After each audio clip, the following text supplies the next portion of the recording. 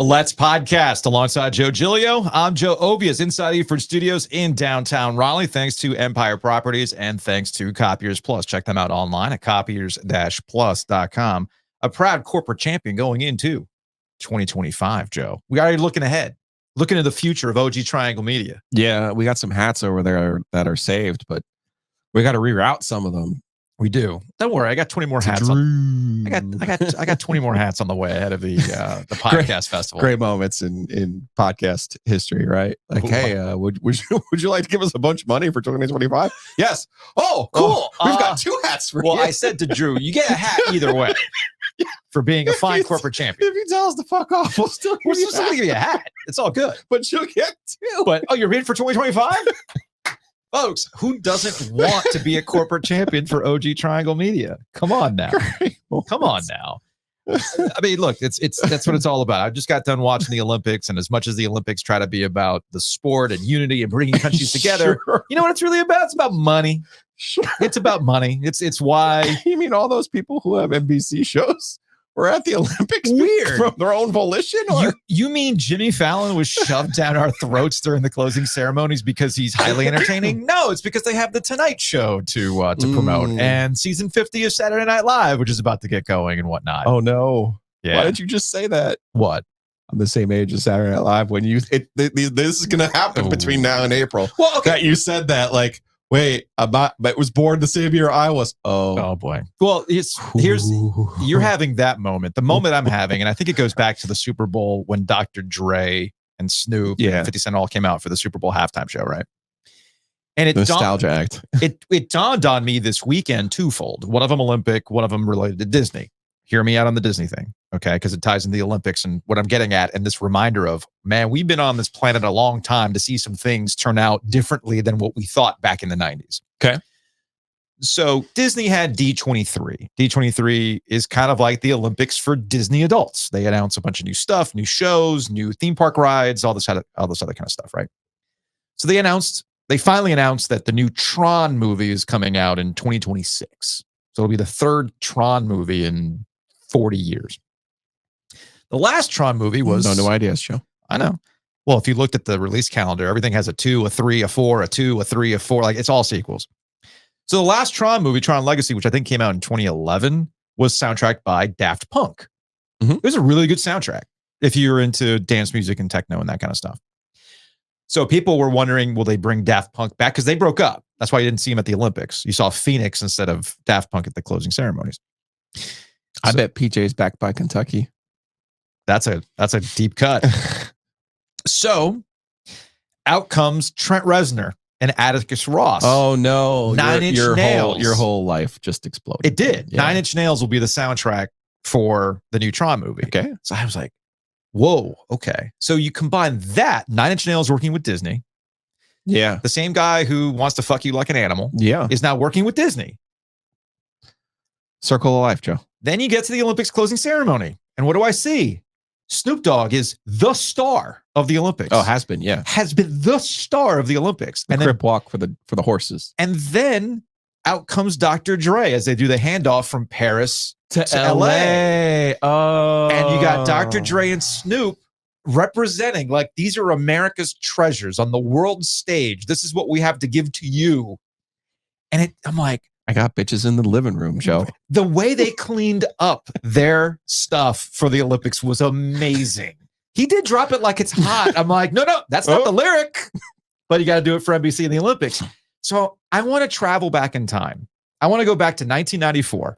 And be like, hey. And I want to tell 15-year-old me, hey, these two like pillars of your youth, Trent Reznor and Dr. Dre, are now wholesome American treasures that are on the most mainstream networks possible. The Olympics. 15-year-old me's going, wait. Trent, Downward Spiral, the man in fishnets, talking about fist fuck, is going to be working with Disney. Wow. Okay. I'm going to have to beep that one out. And then you got Dr. Dre, who has his own list of issues, is repping the Olympics with Snoop Dogg. Why are we beeping now? I don't know. I feel like that was a lot. I feel like that's a lot in the first couple minutes of the show. I mean, we are school's back, Joe. Classic. School's back. Classic Giglio moments where, maybe. Ooh. Wait, no, you ready for this one? Maybe I need to dial this back. You ready for this one? Leanne the other day is like, her kids enjoy watching the podcast before they go to bed. And I was drinking out of Leanne's mug like a week or two ago, and her little son was like, "Oh, that's your mug, Mom." And I was like, "Oh, hey, he's seen some shit. I should probably clean some things." Yeah, I was gonna say this is like the bedtime. Leanne's kid's going, "What's a fist? What? What? Sweet dreams." We'll explain later. Anyway, I just had that moment of, wow, there's my youth. It's all now mainstream on stage. Now, speaking of moments. Where's this going? Well, let's get to Olympic basketball. Oh, let's get to Olympic basketball. Okay. They win gold. We didn't talk after Serbia, did we? No, because we didn't have a show. Okay. It's been a minute since we saw them beat Serbia and have to get over Jokic. And then we saw a really competitive game against France, which we all kind of expected. And what's funny is if this were college basketball or college football, we would do an entirely way too early look at the 2028 Olympic basketball roster. I saw that Windhorst did that. Like, can we? And this bothers me. This bothers me because why are we looking ahead to 2028 and worried about Jason Tatum's feelings when we should be understanding and processing? And maybe that's what it is. I don't think people quite understand. They have not processed that what we saw in the Olympics with LeBron James, Steph Curry, and Kevin Durant is the sunsetting of a very amazing era of NBA basketball. And these three guys balling out the way that they did in the Olympic tournament, whether it's LeBron James and his defense and having some direct to the basket in your face drives. Okay. Unreal. Steph Curry just chucking up, doing the classic chuck up a ball at the end to completely put the dagger in France and then do his night-night thing as he goes down the court. And of course, really great minutes from Kevin Durant. It's like, do we understand what we just saw? No, because the conversation about the NBA and LeBron James has completely turned into a but. Yeah. And it's too bad.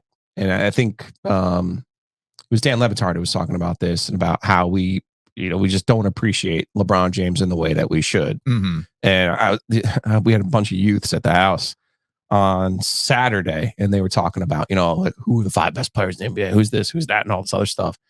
And, I told them about Kevin Durant. I go, the thing that your generation doesn't understand yet, because you're not old enough yet to live through it, to process it. Yeah. Tom Brady and LeBron James are exceptions in how they were able to age and compete at the level that they were able to compete. Mm-hmm. The people who come after them are not going to be able to do that. So Kevin Durant, in the case of basketball, right? He's just not going to be able to play into his, late 30s the way that LeBron has. We already seen that. Mm-hmm. And I told him, I go, he tore his Achilles in his prime in the NBA finals. Like, it's kind of amazing that he's come back even to the level that he has, right? And same thing on the football side, like a guy like Russell Wilson, a guy like Cam Newton, they're not going to be able to play into their late 30s the same way, or 40s the same way that Tom Brady did. But our brains it's like a social media rot when it comes to LeBron James. And even in real life, you cannot have conversations with people about LeBron James and the quality of this team and the quality of 92. What 92 did was they created what we see now in international basketball. Nobody wants to have that conversation. That's what they did. And then there were highlights and pretty funny stuff. Like, a guy went back and was like, man, it's too bad 1992 was so long ago that they didn't have video evidence of what their opponents looked like and who they were playing against. And you see, like, right down to, like, it looked like YMCA outfits. Like, Nike and these other sporting brands didn't even want to advertise with these people. Well, wasn't Lithuania sponsored by Grateful Dead? Only because of Don Nelson. Yeah. But it's like you're looking at these teams and you're looking at the quality that nobody can process the quality of the opponents. It's the same argument and brain rot we have with Jordan and how the NBA expanded. And you went from teams that had 3 and 4 really good players to 1 and 2. Mm-hmm. And those teams that Jordan competed against were before this international wave. And these are the things we refuse to acknowledge and give credit to. Even my own son telling me, oh, Steve Kerr is a terrible coach. He's this, he's that. He's overrated.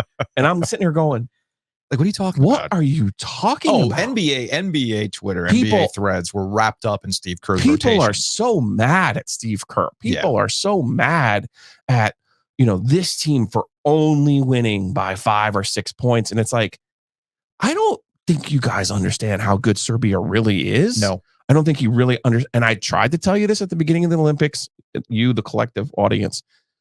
We're now at a stage where this is going to be like the NFL. Okay. Yes. You're going to see teams win and maybe even repeat. But the level of competition and what you're going to have to do to get to win the gold medal, you already saw this time. Canada, France, Australia, Serbia, they're not going anywhere. No. France is only going to get better, by the way.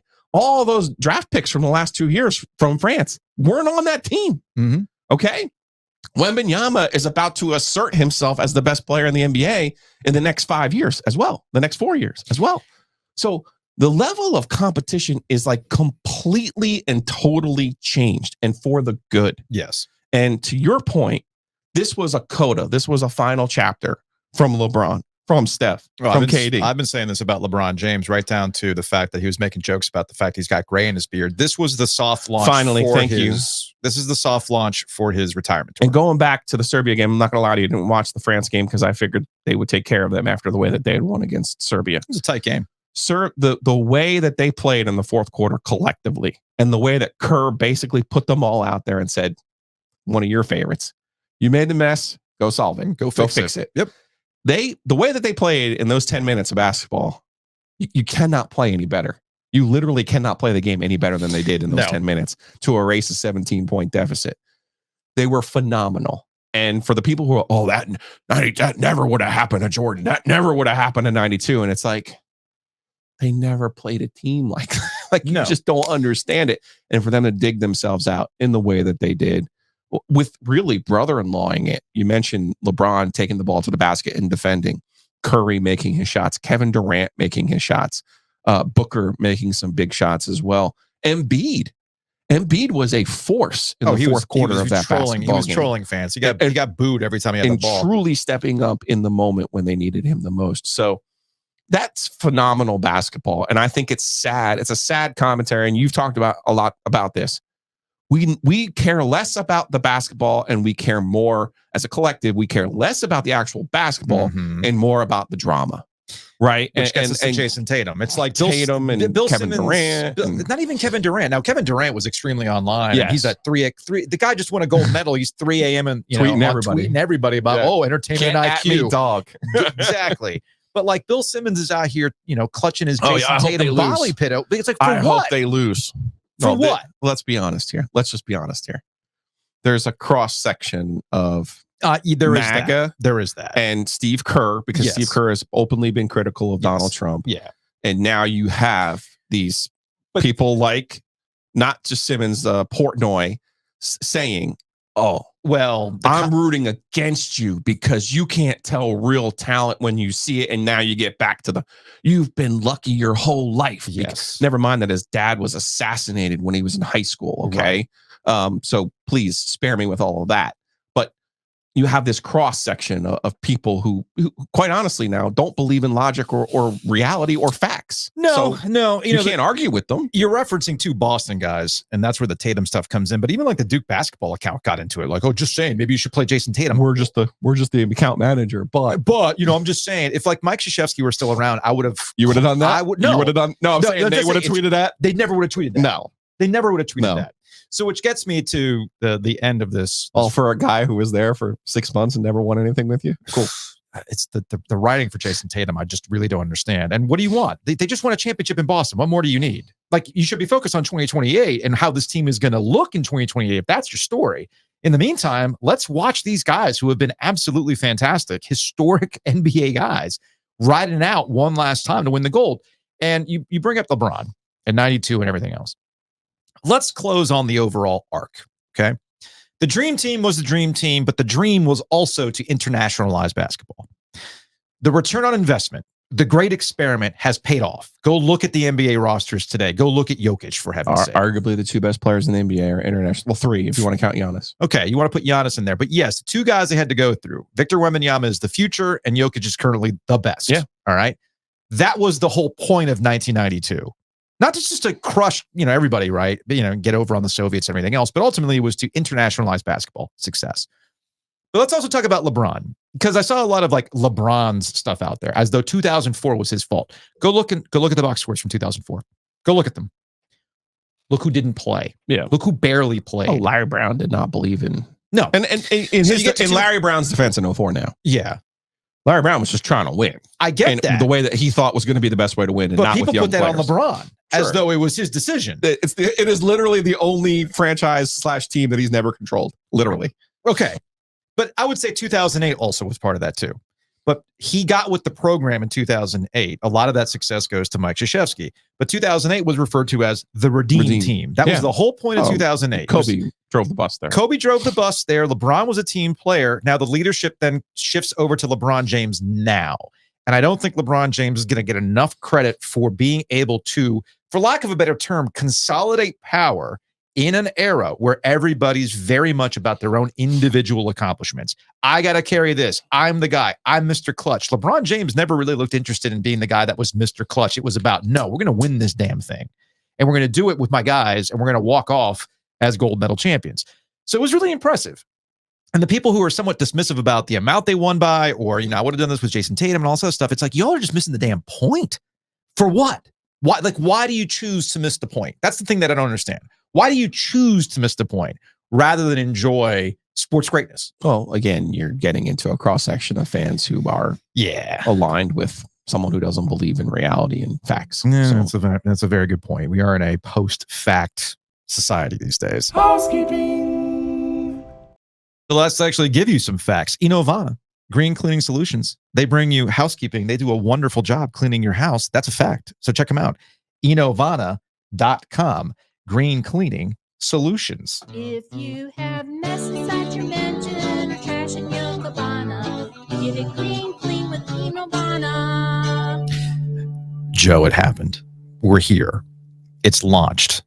OG Fans is live. So go to, I'm going to have to explain this to you because you're the target audience that doesn't understand technology. I don't understand anything. You know this. And yes, and you and I have had some spirited discussions about simplicity. Yes, making it as easy as possible for the people. So follow me here. Okay. Get off your phone. I gotta pay my parking. Let me know when you're done paying for the parking, and I'll get down to the simplicity Make it easy for that them. is OG Fans. Real quick, what is OG Fans? OG Fans is two components. It is a newsletter and it's premium podcast. Here's how it works. Go to ogtrianglemedia.com. Is that simple enough?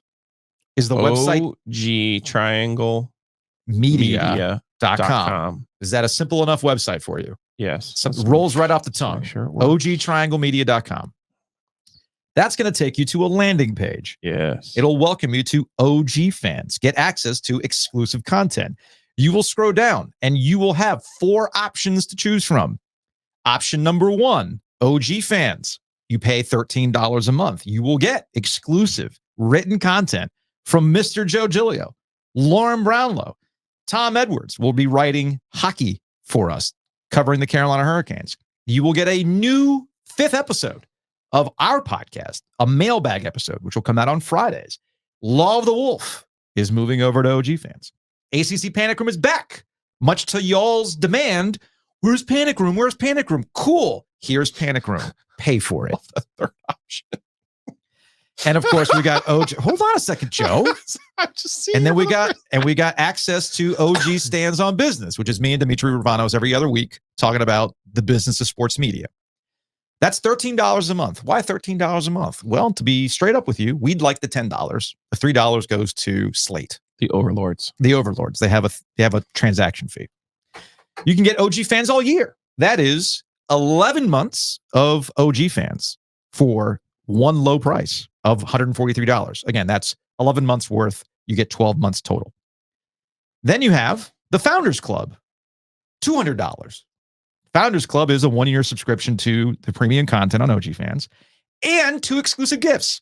An exclusive hat, different than the hat that we have right now. It's a nice little discount, by the way. It is a nice little discount. Because 13 times 12 is 156. Nice little discount. Yeah. So OG Founders Club for $200, you get a 1-year subscription, an exclusive hat, and a tote bag. So that's basically $44 more. Yes. Yeah. So there you go. And then, of course, there's the You Really Love Us. If you want to give us $7,000 You want to give 7 us G's? $7,000. We're not making this up, by the way. If you give us $7,000, you will get a lifetime subscription to OG fans. And we're going to Disneyland. Giglio included. No, pronouns. We Pronouns. are going to Disneyland. You, Dimitri, Nope. and the founder. Nope. You, me, Dimitri, getting you on Rise of the Resistance. I'm going to put Mickey ears on your ass. No, I can go to the park. I can't go on any rides. That's true. Your neck would be just like, No, it's before we go. it's my blood pressure too. Like I So freak out. we're trying to make this as easy as possible. Okay. $13 a month, $143 for the year, $200 if you want the exclusive merch and the 1-year subscription, and then $7,000 if you really, really want to go to Disneyland with I feel us. like you almost movie theater popcorn this thing. That's your the all favorite year. thing. Yeah, That's that your was a good favorite one. thing, That was a right? good one. So we kept this as simple as possible. How does this work? You will click on what you want. You put your information in. It takes you to Apple Pay or whatever credit card thing you have. And then it'll take you to a landing page, which will send you to your favorite podcast platform. So So I don't need to download anything new here. No, you're an Apple Okay. guy. Apple's good. You're a Spotify person. All good. Using Overcast, no problem. You're using various other things. You're good. That's how it works. Super, super simple. And we'll go from there. Now, why are we doing this? Well, one, added revenue helps. That's a good thing. But Joe, I think you and I both agree on this particular thing. The triangle is a unique area to cover sports. And the further along we get into this, the more I think there's growing frustration in how people cover the area. In order to do that, we need to find other revenue streams to help pay for additional coverage. So again, you want something? Well, hopefully you'll pay for it. We get enough subscriptions and then we can expand from there. We'd love to get into women's college basketball. Mhm. Would love to, but that's got to pay for itself. Right. And that's what we're kind of eyeballing towards the future with OG fans in this newsletter. And to, as you mentioned, the reason why we didn't go Substack or some other particular kind of app is because I'm of the mind that people are sick and tired of downloading new apps. Okay. So I don't have to do that. You do not have to download a new app. Oh, also, does this mean our other episodes are now, we have to pay for these other episodes, or is there still a free portion of the Yeah. OG? We're free. Still free. We're Our free. 4 episodes a week are free. We're free. And That's not changing. and if we go OG live, right? Like let's say we do an after dark or something like that. Ooh. Those are still free. Okay. Again, this is for an exclusive mailbag episode and some other goodies. So there you go. Hopefully we get people to sign up for this. I'm excited about this. Dimitri Ravanos is working the back end on this thing. And we'll get things started in the next couple of weeks as the football season is coming around. Speaking of events that Dimitri Ravanos is putting together, we've got the Podcast Festival coming up in 2 weeks, Joe. Less than 2 weeks. The Podcast Fest is going to be at the Rialto. Man. Go 12 days. Go to the Rialto.com. Debbie's locked in, right? Yes. Debbie's locked in. You're full of shit. Giglio is locked in. Oh, and Chris came through this weekend with the extra bottles of bourbon. So we Let's have the winners go. for that. He also bought us a Weller Red, which we really enjoyed and everyone was excited about. Oh, that's So for that's that's the- for the golf tournament. that's for the golf. Okay. That's for the golf And tournament. another OKI rye. Since we're out of OKI rye. Oh, okay, that was a good one Yes. too. So all that's coming up. That's all big thanks to Breeze Through. Check them out, breezethrough.com. We cannot do this podcast festival No. without them. Home Field is going to be in the house for the podcast festival. You will have access to an exclusive hoodie from Home Field. Home Field is back here as a corporate champion for Ovies and Giglio. Check them out, homefieldapparel.com. Use that promo code OG24 to save on that purchase. Look at those hoodies. Look at those beautiful hoodies. That Wake Forest one might be out tomorrow. Let's see. Ooh, very excited about that. Very excited about that. So again, check out Home Field Apparel. Use that promo code OG24. It'll be hoodie season before you know it. So let's get with the program. Another housekeeping note. We're going to be at Happy and Hale off of Six Forks in North Raleigh. That's coming up this Thursday. We'll be there at 2:00 doing an OG Live. That'll be a lot of fun. Let's take a break. Let's take a hockey break. Brought to you by Happy and Hill. You tried the Burger Bowl over the weekend. I did. I'm going to have that on Thursday. It's delicious. I'm looking forward to it. Here's a trick, because I saw Tyler Mm-hmm. over at Sully's, which is over on Timber Drive next to Nature's Relief. Mm-hmm. Saw a lot of corporate champions this week. And Tyler's like, hey, I said, oh man, I got the Burger Bowl. It was delicious. He goes, well, did you get the burger or the chicken with it? And I was like, oh, okay. Well, now I got something else to try. I'm very excited.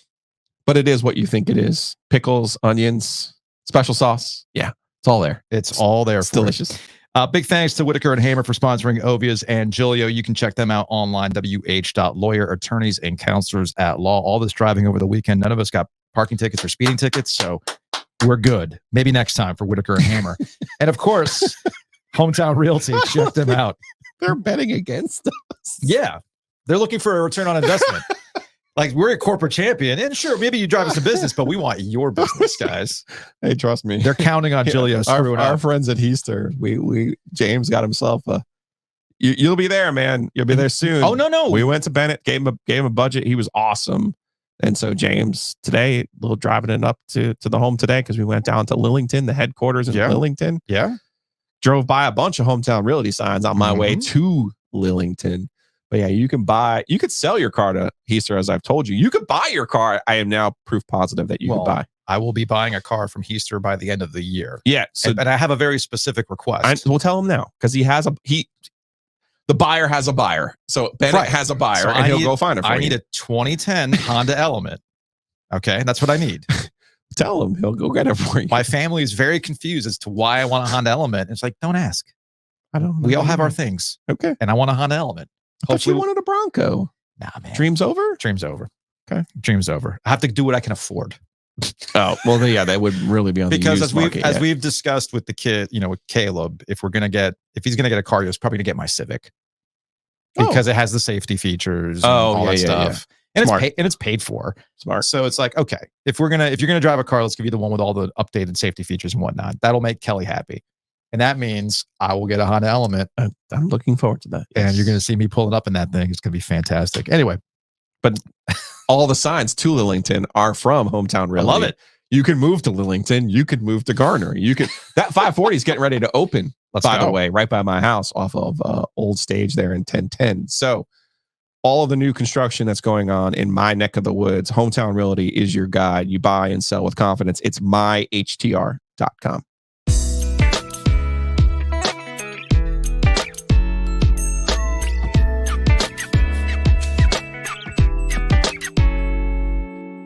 Joining us in studio on the Heister Automotive Group hotline from the Daily Tar Heel, the News and Observer, she is Shelby Swanson. Shelby, what up?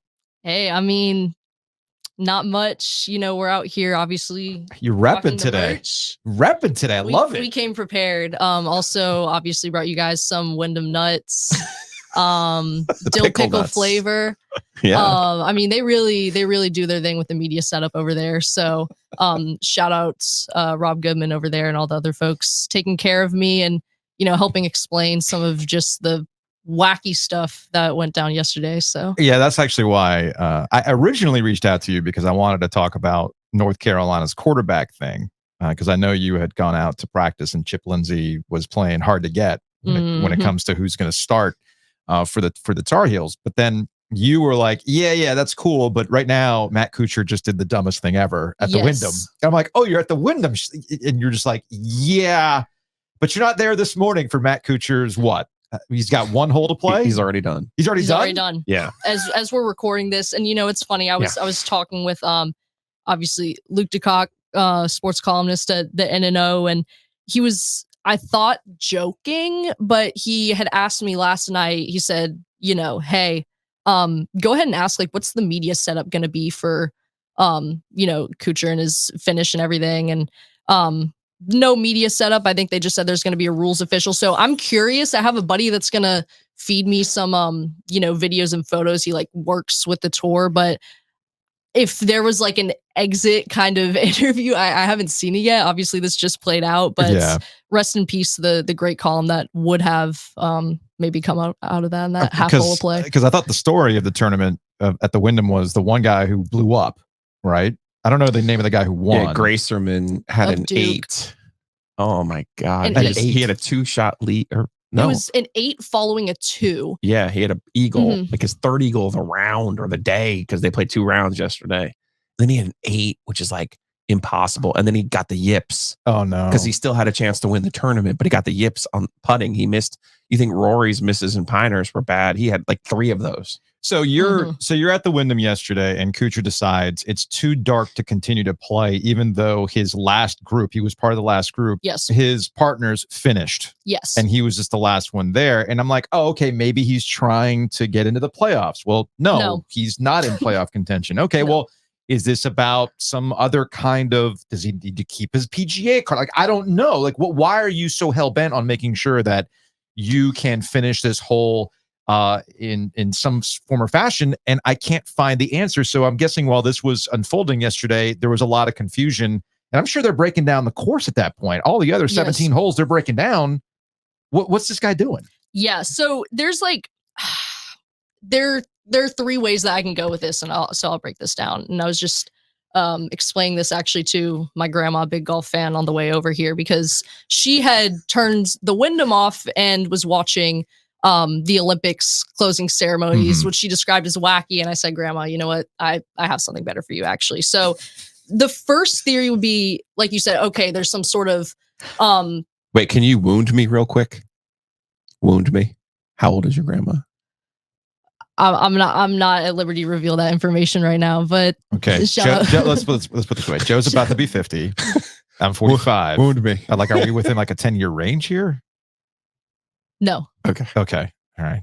No. Joe's already feeling it here. So Young in spirit. So your grandmother was in awe of Tom Cruise rappelling from the Olympics closing ceremonies and then getting on a bomber back to LA and jumping out of that. And you're like, no, I got something better than that.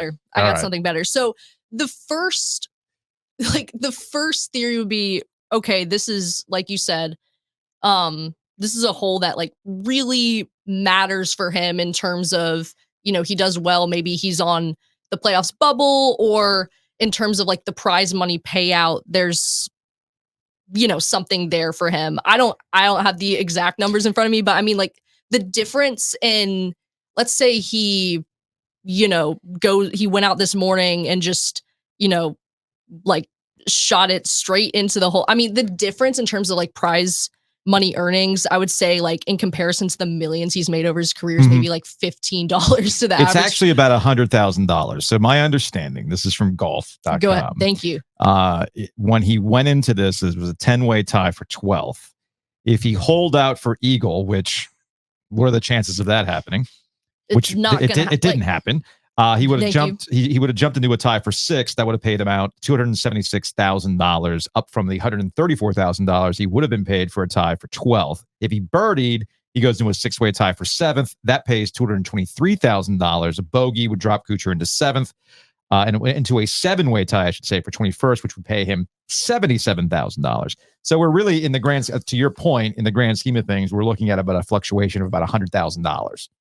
Which, I mean, for me and Giglio and for you, Shelby, that's a lot of money. Yeah. I'll take that. Yeah. Yeah. I'm uniquely qualified to answer this question, but you had 2 other theories, so I want you to get to your 2 other theories first. Other theories. Okay, so the second one that's just, I saw some buzz online about, was that he was, okay, because the thing that I don't think we've mentioned this yet. So before he decided, you know what, I'm calling it quits, I'm going to return in the morning, he actually teed off on 18 while, Aaron Rye, the eventual winner, and a bunch of volunteers were still in the fairway. Yeah.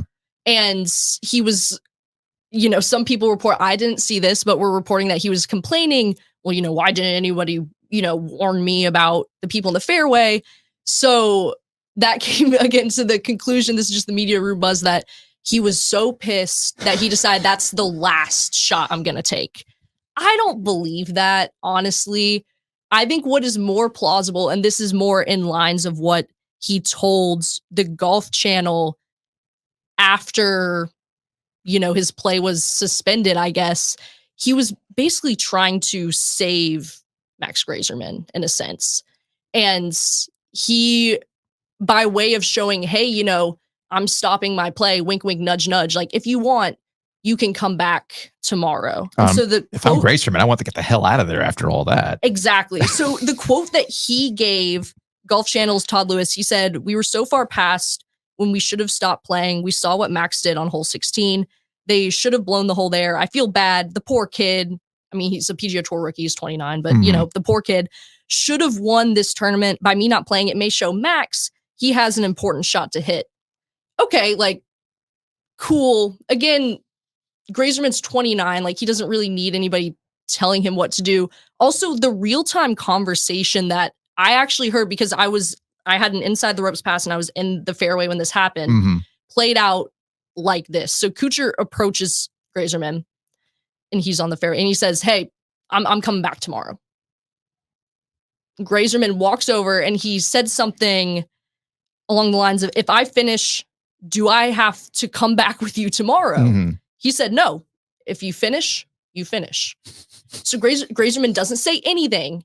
He just turns and then he hits it into the bunker and it's like, you know what, game over. But he wants to get out of there. Yeah, he wants to get out of there. He wants to get out of there. And honestly, I will say just credit to Grazerman in terms of just his composure in the media scrum afterwards. And he was still very upbeat. I mean, he was like cracking jokes and everything. So that was, I would imagine, very hard for him to go through. And in a sense, and this is essentially kind of what I wrote in my article, I think that Kuchar did essentially save Grazerman by just completely embarrassing himself. And now we're joking about what he did versus just this epic meltdown by Grazerman on hole 14. What is your insight on this, Joe? There could be some of that. I don't doubt that. I just think there's probably like another step back here. And that is, so Matt Kuchar, first of all, is known, what was the thing that Sean Payton called it, or toxic positivity? Toxic positivity, yes.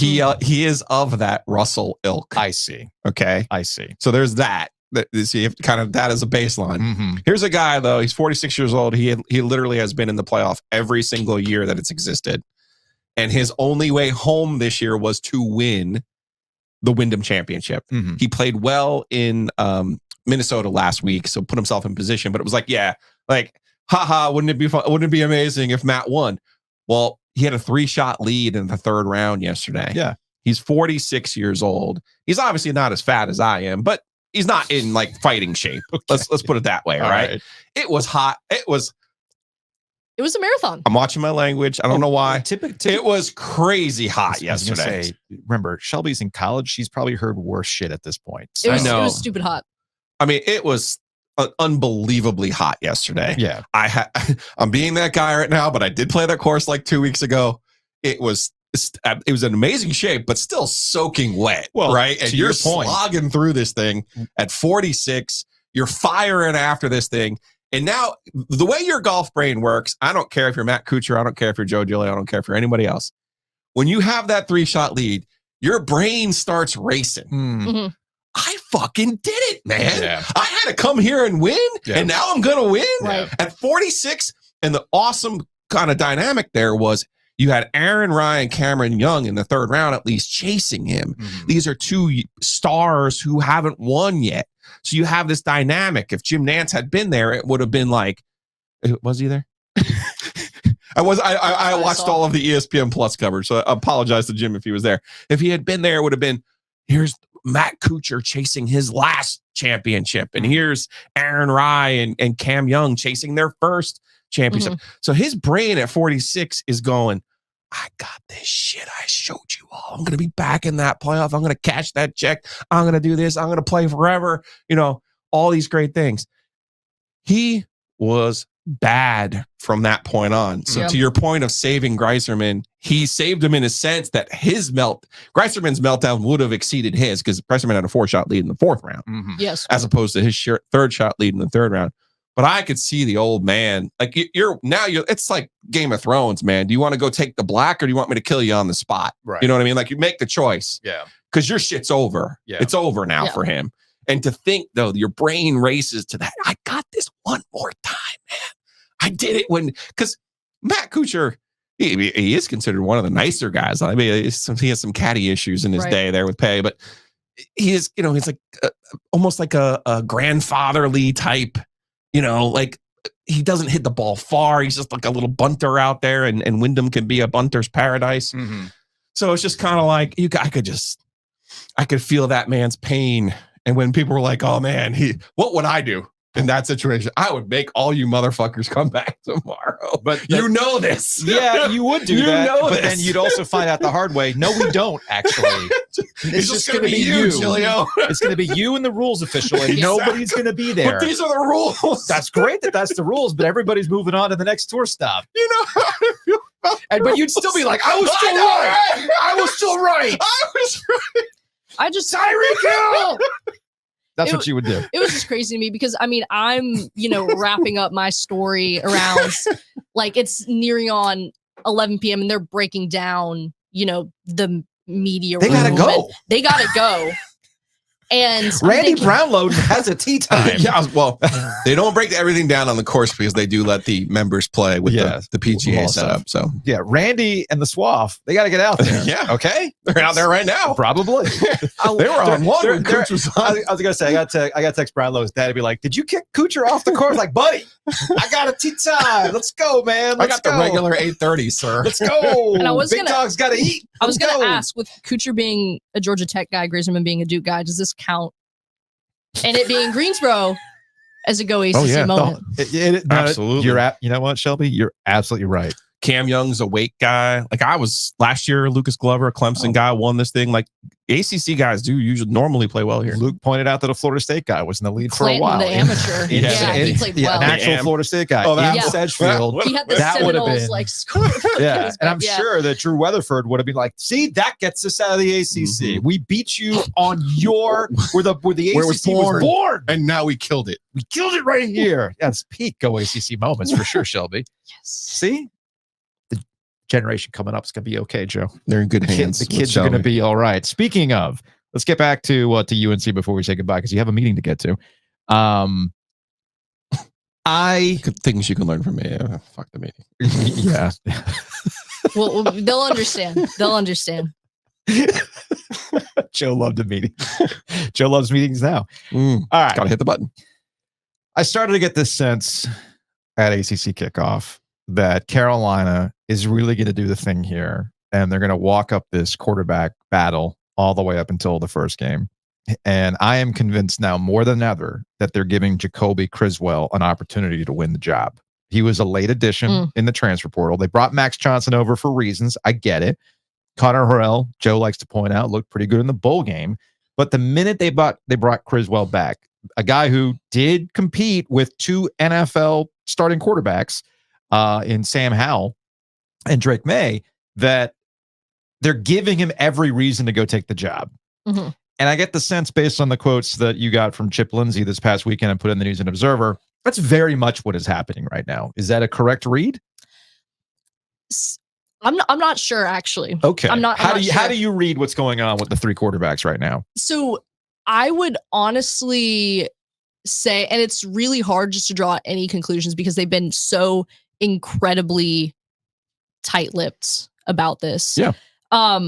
But really with Lindsay, I mean, he described the battle very much as wide open. The thing that stuck out to me, it was more or less what he didn't say, if that makes sense, because Okay. we were going through with him, you met with the guys being, Max Johnson, Connor Harrell at the end of spring practice and talked about what are specific areas of improvement. And he was able to, talk about, okay, Connor Harrell in terms of his, balance, he's really improved on that. Just, I guess, Max Johnson and, his drops and things like that, kind of getting more familiar with the O-line.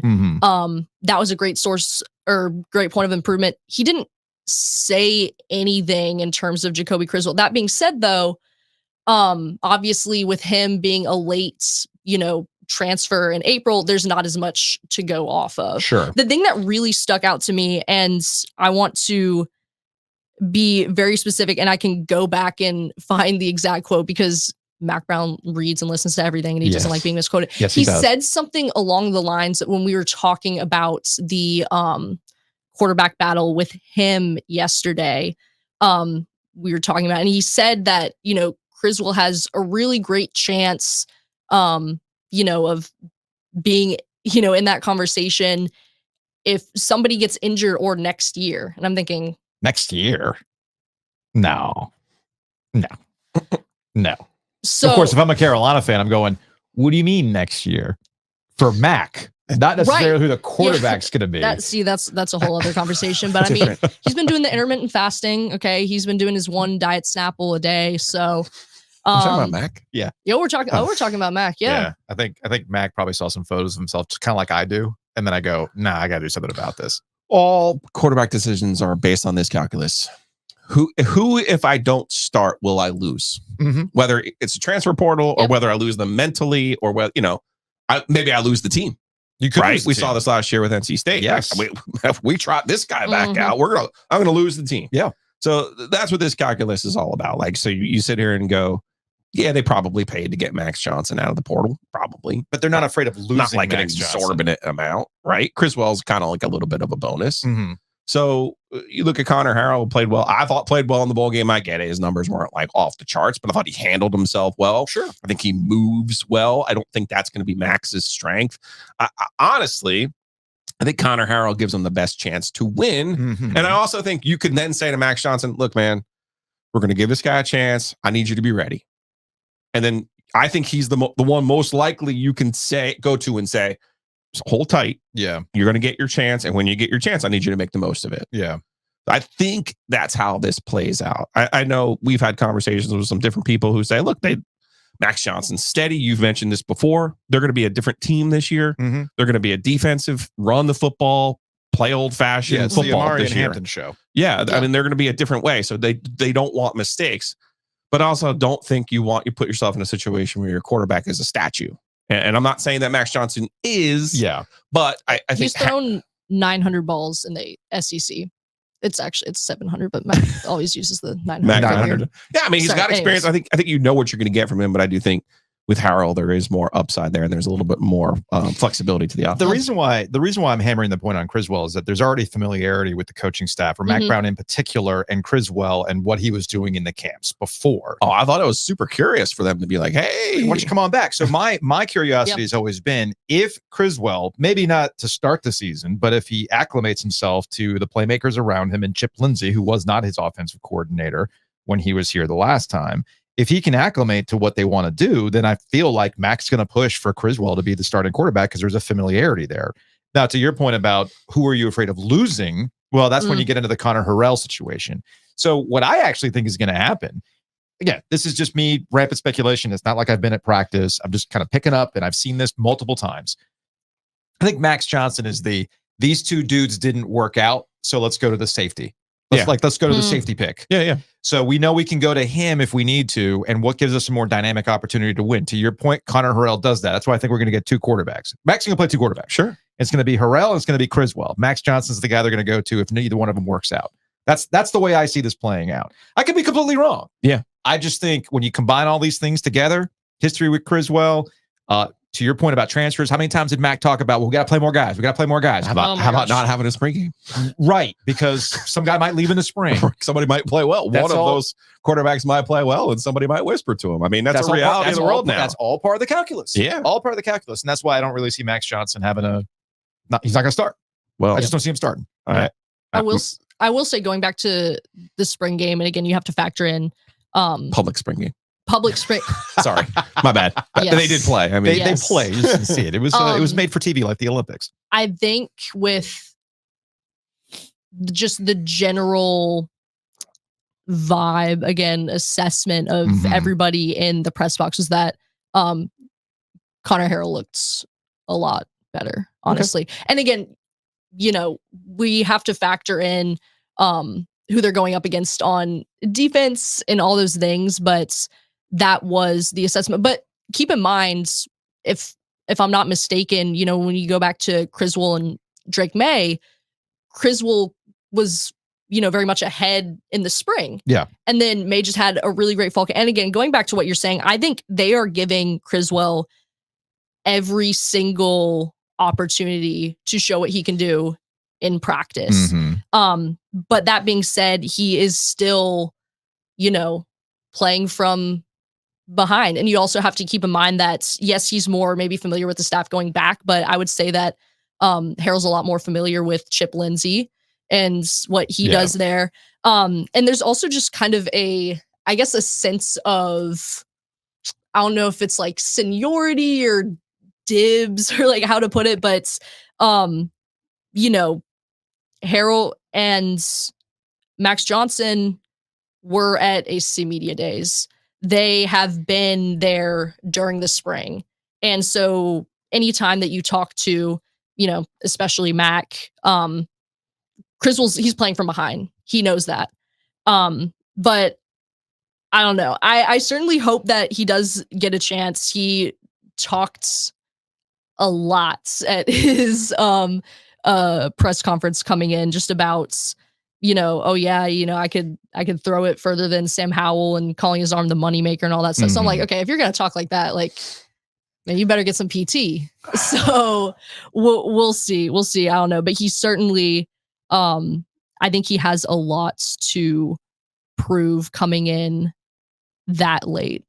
Slightly unfortunate for Carolina that they're opening with their most important game of the season. I think, if you played North Carolina, remember Florida A&M? Yeah, I know. You know, all of a sudden Drake comes out, lights the place up. The other kid never played. Yeah. Period. Yeah. Over. Yeah. Dunzo. Yeah. Right. Minnesota is a game they have to win this football game. I'm not. This is not hyperbole. This is not exaggeration. No, I'm with you on that. This is a must-win football game for them. He lost the team at the end of last year. He cannot start this year by losing to a very ordinary Minnesota team who they wiped the floor with last year. So we find ourselves in the Marquise Williams protocol. Yeah, like I have to win this game. We ain't effing around. I'm putting out the person who's going to give me the best possible chance to win this football game. We've seen this before, and for quick context, there was a time where Larry Fedora was hell-bent on making sure that Marquise Williams was not the starting quarterback. Even though he gave him the best chance to win. This is why I ride for Marquise Williams regardless. They tried, man. They tried. But he kept winning ball games, and the players were like, this guy gives us a chance. This is the one. This is the guy, right? You bring up last year with NC State. I mean, we've seen this time and again in the triangle. And that, to your point about how important this is to win, you got to read the room. And if the room feels like they have a better chance with one of these, whether it's Criswell or Harrell, well, then here we go. And we'll close on the fact that, Shelby, you're going to be in Minnesota. See, so the Daily Tar Heel actually has a travel budget. We don't. OG Triangle Media. Nobody does. We don't have a travel budget. It's what it is. Yeah, we will be reporting live from Minnesota. Very excited about that. Excited to see what comes of it. And again, I think we've kind of touched on this, but just my assessment of where things are. And again, I could also be totally wrong, but I don't think this is going to be a Drake May Sam Howell situation of the guy that, goes out there first against Minnesota is going to be the definitive guy. None of them are that. State fans are going to watch Carolina this year and go, I remember these days. Who's the quarterback going to be today? Who's the next man up? Marcus Stone. Daniel Evans. Oh, geez. We've seen this before. The throw god. Oh, boy. Throw god. I forgot about the throw god. Where's that guy? It's like somewhere dark corners of the internet, man. Extremely online somewhere on the dark web, man. Whew, goodness. All right, Shelby Swanson, DTH, NNO. Thanks for coming in. Thanks for repping. Get to your meeting. Yeah.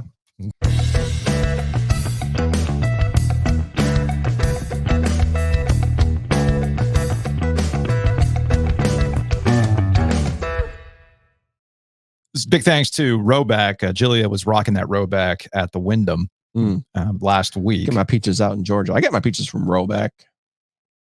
The pants now are key. I saw some guys on the course. I'm ready to go work for Rowback. I'm ready to leave you and just tackle every golfer out there and be like, what are you doing? Speaking of Rowback, before we get to lightning round, did Chip do something? I did not. No. This is actually from Brian over at Nice Price. Brian's a machine. He is a machine. I get these texts at 4 a.m. Yeah. It's whatever. Lightning strikes, man. I totally agree. So he's been giving us the lightning round music, and we'll get to lightning round here in a second. And I did not have the time this morning to put this into the rotation, but since we're talking about Rowback, I thought you would appreciate this. Are you ready? I'm ready.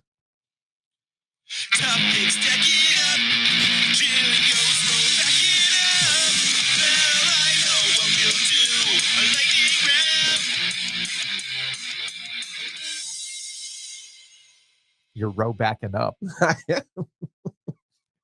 He said he couldn't figure out the lyrics, and I thought, Aha! Corporate synergy. Synergy. So there you go. Use that promo code OG20 to save on your next order. Speaking of corporate synergy, you had a corporate champion kind of weekend. As I get to the right one here, Matt Davis, State Farm. I did see Matt Davis over at Sully's on Timber Drive next to the Nature's Relief.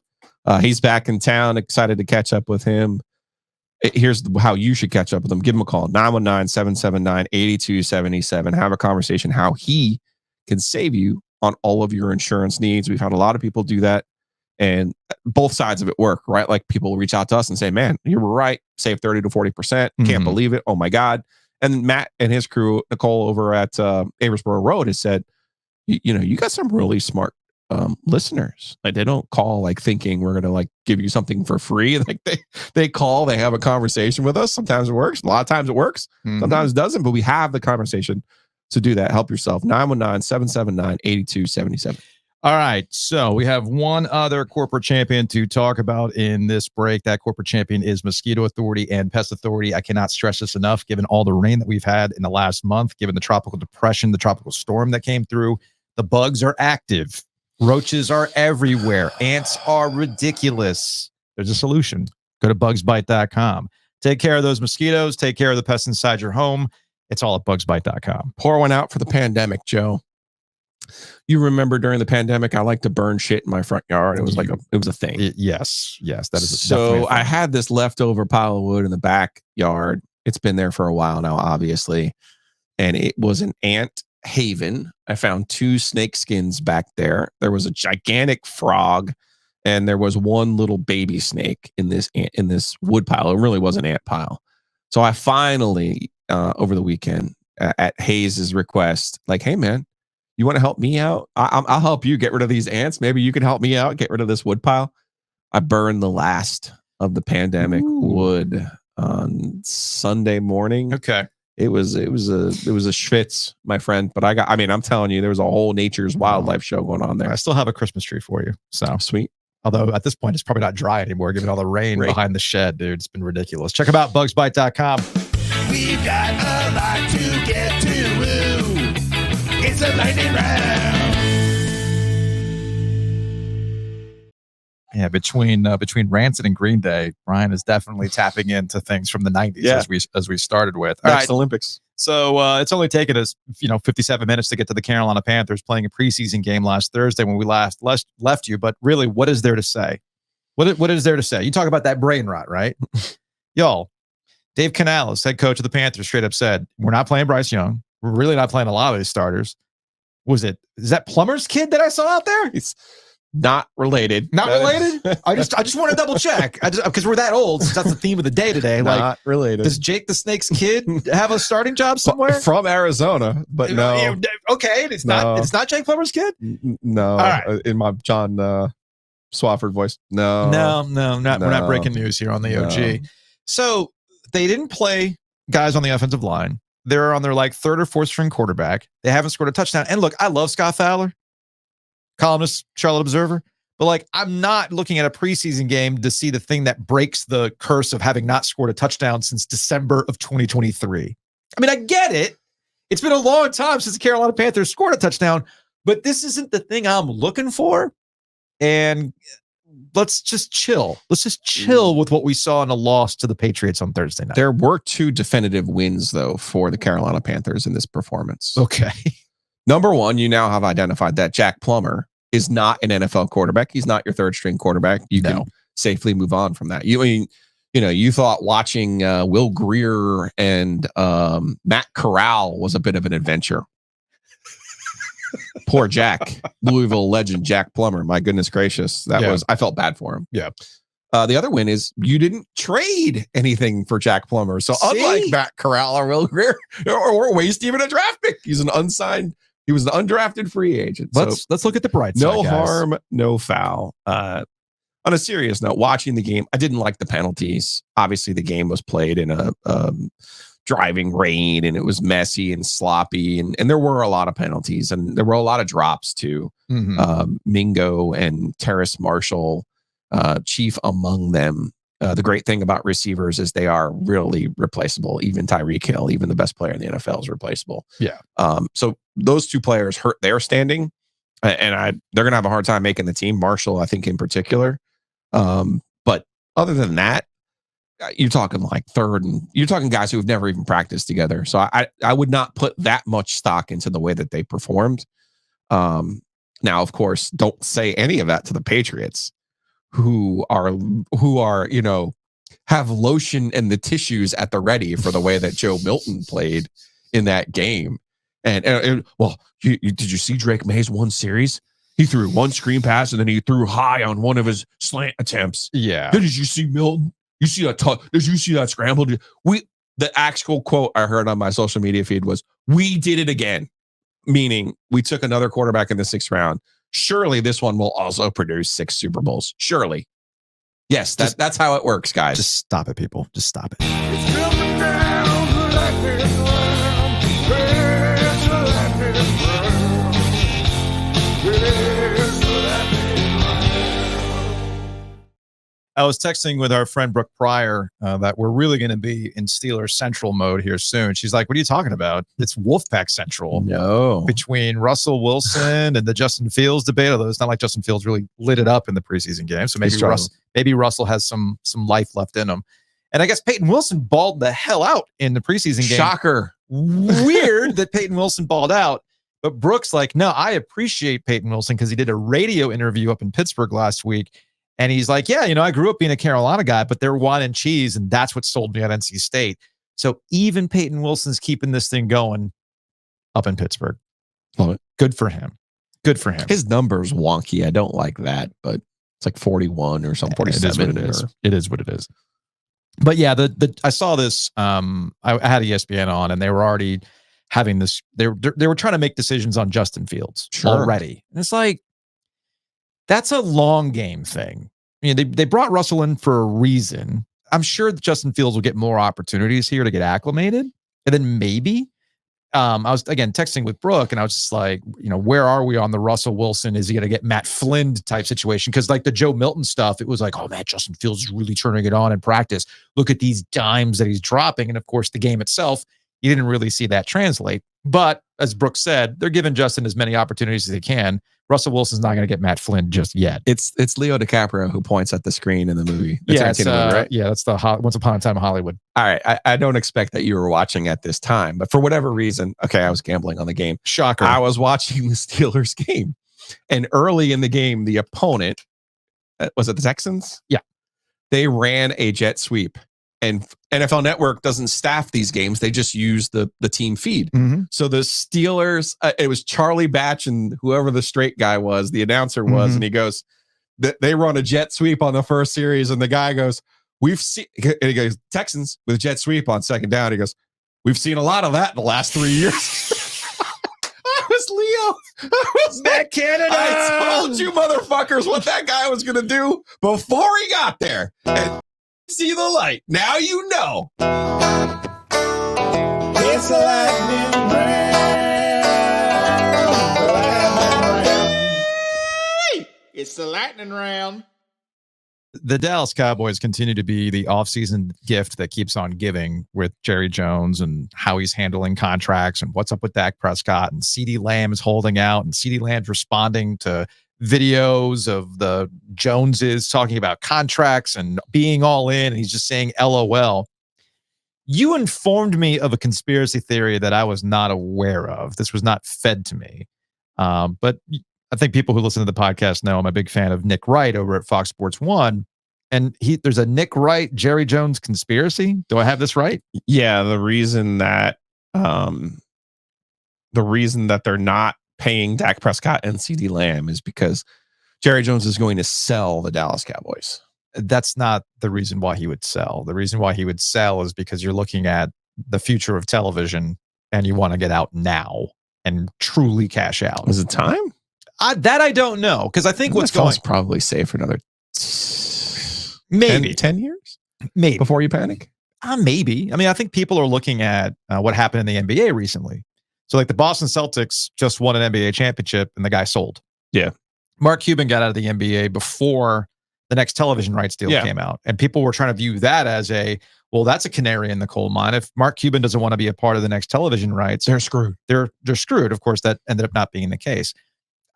This is like when people talk about how they're raising the parking for a team and that's what's going to pay for Seth Jarvis's contract. No, right. That's not it. If Jerry Jones is going to sell the team, he's not selling the team and trying to this is not ESPN trying to sell, or I'm sorry, Disney trying to sell ESPN, where let's shed a bunch of contracts. It would help their bottom line to have fewer people on the books. Sure. Yeah. So the numbers look better. Yeah. And when they try to sell it, this is a profitable business. We're fine. Oh, totally. No, cable's not tanking at all. No, it has nothing to do with the salary. It has nothing to do with the salary of Dak Prescott and CeeDee Lamb. The other conspiracy theory, I believe, was Colin Cowherd. Okay. Which was they're not going to pay Dak or CD because he wants to get him off the books so that they tank this year for Shedeur Sanders. And then Jerry would replace the coach with Deion Sanders, which of course dovetails with my theory that all Deion really wants to do is coach his kid. Well, given what's going on in Colorado with Deion being combative with the media, yes. I mean, combative. He was just being an outright asshole. Yeah, he's just being a straight up asshole, and he's wondering why he's not getting glowing coverage. I don't understand. What do you got against me? You're being an ass, dude. How's that going to play for Deion? If he's dealing with this, let's work this theory out. Sure. Let's do the Colin Cowherd. This reminds me a lot of Apple here. Let's work this one out. I think he did use that analogy. I'm sure he did. You're telling me that Deion, who's already bristling at perceived negative coverage at Colorado, is going to be able to handle any sort of coverage with the Dallas Cowboys, America's team, with Jerry, who talks openly to the public all the time. That's what you're telling me. I'm not saying it's. I'm just telling you I know what Deion's motivation is. Oh, I'm with it's you the on coach's that. Kid. Totally with you on that. Will he be able to handle it? Obviously not. Deion's not coaching the NFL. There's no way. It would be one of the worst. That is a scenario I could see, though. Oh, I'm not saying it wouldn't happen. I'm just simply saying you understand this is going to be a short-lived experiment with Deion being a head coach in the NFL. Oh. That's all I'm saying. Just as this will be. Yeah, easily.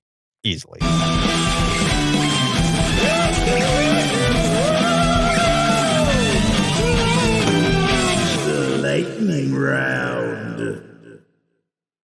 Ian O'Connor has a new book on Aaron Rodgers. This is not about Ian Connor and getting into his pockets. I wished Ian O'Connor nothing but the best. It's called Coming Out of Darkness. I think that's the name of the book. Like getting ayahuasca. Getting into the mind of Aaron Rodgers. Spoiler alert. There's nothing to get into. He's just a stunted adolescent who hasn't left college and thinks he's deep. There's your book. It's not that deep. Okay? It ain't that deep. The guy's just in search of a personality. He thinks he's found one by placating the ayahuasca people. It's simple as that.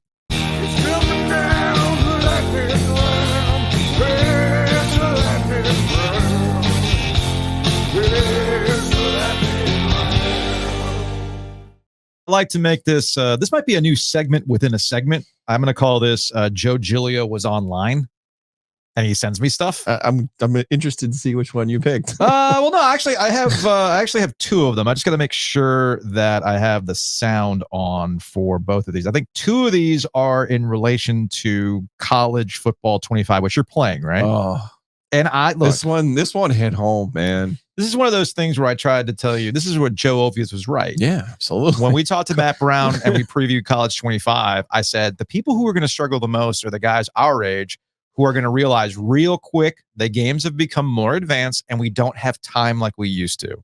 We're not 23 anymore. We don't have you don't realize how much time you have when you're 23 until you're 45. Yep. And I guess Scott Van Pelt's been playing and he's learning the hard way what I said 2 months ago. It brings me no joy to tell you this. I got to find my plays. My playbook is a disaster. There's runs I can't find. I don't throw the ball well. No? Defense I can't figure out. All right, I'll just say it. I suck at the game. So I'm going to hide from my boys who last week I was advertising the bottom of the boot. Look, they're not going to be able to figure it out either because there's layers and levels to this. They're not ready for the levels of play picking, I don't think. But they can't be any worse than I am. I'll figure it out because that's what winners and champions do. Right. Right here. Hence, Everything we want in life is on the other side of hard work. I'll put in the work. But then here's the problem. All the dads that weren't dads the last time this game was out there and you just had days and weeks to just devote. nights, mornings. I don't have it, man. No. I got no time for this. And I'm asking myself, where am I going to find the time to become proficient at this game? I don't know that it exists. What was I saying? Not finding the plays is like the most accurate thing I've ever heard. I finally beat James. Oh, you did? My cheat is I finally figured out how to pick Eli Drinkwitz's playbook every time. Yeah. So I did that, but I was Penn State. I was on the road at least. Okay. I will say that. We beat Minnesota, but then we played another game and he just throttled me. That's fine. Throttled. Telling you. Because I'm telling you, the second you switch teams and switch playbooks, you're sitting there going, I really like this play. And Where'd it go? And your brain doesn't like register what it is because you see the design instead of the actual name. The play clock runs out. It's like this whole big struggle. Yeah, Man. dude, this is not Madden 93. You hit This C 8 on plays. the Genesis. All right, CBA because you're going pro set. Pro set and shotgun were the two best, right? You go pro set. What's the one with Marion Butts that I can go up the middle? Oh yeah, the fullback dive that the computer doesn't understand. Yep. All right, cool. Fullback dive. 10 yards, 10 yards, 10 yards. 10, like it's just not like that anymore. It's not that. To which gets to the other Facebook reel that you sent me. This is your favorite clip. And I saw it. So I was like, I gotta send it to you. Point of view, me trying to explain to my girl why my dynasty team is 1-7. Boys ready to carry them to golf tournament for practice, right? 12 cats live across the road. Our door's open. Screen's broke. We need to get a new screen door, but the screen's broke. So you can come in through the screen, but you can't get back out of it. I turn and look, there's a little kitty cat in our kitchen. So I said, what are you doing in here, little kitty cat? By that time, the cat turns, tries to get back out. That screen won't go that way. Cat starts going, meow, all crazy. And I told our players, we need more dogs. Bo's barking in the back. I have to go shut Bo up. Mel's like, what's going on? I said, there's a cat in the house. Cat in the house? I said, yeah, there's a cat in the house. So I told our players, I tried to let it out the front door. Meow, meow, the cat's still going crazy in there. And I told our players, you need to be more like a dog. We need more dogs. That's from September 2011, by the way. David Bennett. Why does the footage look like it's from 1987, not 2011? Hey, man. I love how in real time this podcast, you and me, it's just really a long arc of us realizing our mortality. We are old now. Yes. Saturday Night Live's gonna be 50. That's what really this you think this podcast is about us talking local sports? No. It's Giglio and I coming to grips with shit, we're old.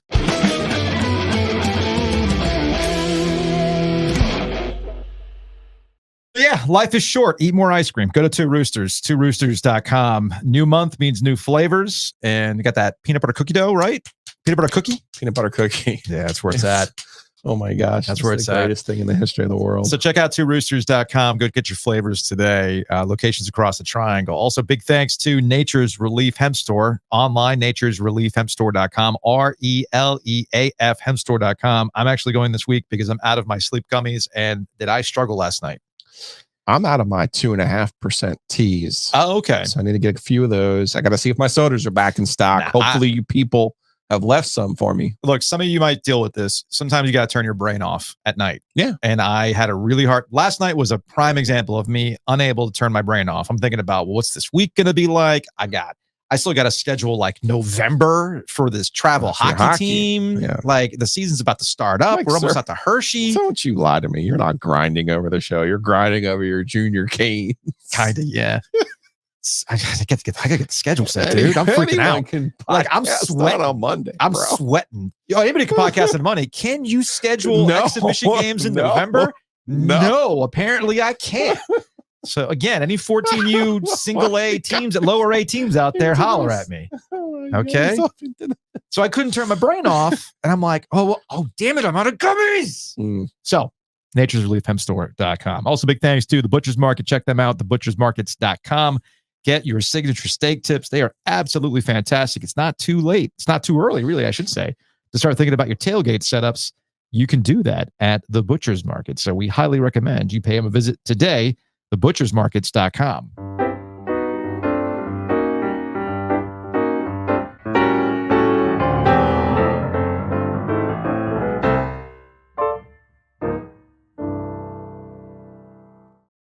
All right, let's get out of here on some Hey Joe. You, sir, I did not realize what I was kind of backdooring into when I put the clip of you saying why North Carolina college football programs will never break free of just being good. Okay. And you're like, look, nobody's ever going to clean up here because there's a lot of good football programs in this state. There's too many. True. And the comment section on the Instagram reel has exploded. Oh, I haven't seen it. And what I think is funny is that people's listening comprehension is not great at times. And there have been a couple times where people are saying the exact thing that you said, but arguing with you. Oh, like, but it's, I'm like, if you listen to the clip, and I even put captions so you could read them, so there's no misunderstanding, you understand you're saying the same thing. Shout out to the hardcore listeners that are in the reels going, yeah, that's exactly what he just said. Good. So I just thought that was funny. Good. I just thought it was funny. We have one quick OG sports phone to get to. Yes. Light just turned. Lose today. Team is cooked. What would Joe say? Sports gold wide open. It is pretty ridiculous. All right. If you want to call the OG sports phone, it's 919-444-2211. That's me every Guys, time. I got a question for you. As I'm sitting here on Friday watching the Olympic breaking, the break dancing, just wondering who you all thought, if the ACC football coaches all competed in the breaking event, who would win the gold, silver, and the bronze medals? Thanks, guys. Enjoy the show. I think that Dave Clawson can pop and lock and break. Wake Forest head coach. I bet you Manny Diaz has it in him. I mean, the guy grew up in South Florida. He was probably listening to Power 96 back in the day. DJ Laz, Lookout Weekend. Like I bet you Manny can do it. Mac. I think Pat Narduzzi would absolutely be the Ray Gun of ACC coaches. Just go out there and beat Clemson. Go out there and beat Ray Gun. Oh, what do you mean? Spin on your head. It's no big deal. You know what I'm most upset about? Breaking will not be making an appearance in the 2028 Olympics. Of all the places in to LA. do breaking, LA. Come on, y'all. It's weird. That would be the place to do it. I don't really understand why that's the case. Anyway. So yeah, I think the answer is I'm with you on Pat Narduzzi. I bet you he's not a head coach, but I bet you Jeff Collins, Mr. Minister of Mayhem, probably has some moves. Defensive coordinator over at North Carolina. And I'm trying to think. Mike Norvell's kind of slight. He could. I could see him spinning it. Maybe. Mario Cristobal won't. Dave Doran won't. No, Mario would just be like, no, we've never been better. This is the best. This is the best breaking we've ever had. I mean, I don't know what you're talking about. The best break. What do you mean? It's the best. This is the best camp recruiting class we've ever had. Yeah, easily. Buddy, I think you were an assistant on the team in 01 when you literally brought in the greatest roster in the history of college football. Like, can we just slow down with this is the greatest. This is the best. Greg Olson might be able to do some breaking. G-Reg. Corporate Synergy Saturday. Wags. Look at that, two roosters. Oh, it's a beauty. And the access to a hat. Love to see that. It's a beauty. Absolutely love to see that. Thanks, Wags. What else did we see here? We got Evan. He's got the hat. Went to Blink. Got canceled. So you make lemons and you fly out with your access to go see Pink. Hell yeah, man. All about that. That's a huge crowd. Oh my gosh. Pink brings a crowd, dude. That's one of those things that I never thought would happen, but apparently she puts on an incredible show. Look at this corporate synergy. Breeze through with access to a hat. Man, y'all are just killing it right now with the hats and the access and everything else. And then my guy Joey. What do we got here? Oh, Joey had a good one. Oh, yeah. 10 a.m. loaded land shark, buddy. That is the loaded shark, man. Woo, that is a breakfast of champions. Love to see that. Anyway, that's going to wrap it up for today's show. Go sign up for OG Triangle Media. The podcast remains free. We're good here. But if you want the extra stuff, it's going to cost you. We will see you on Tuesday.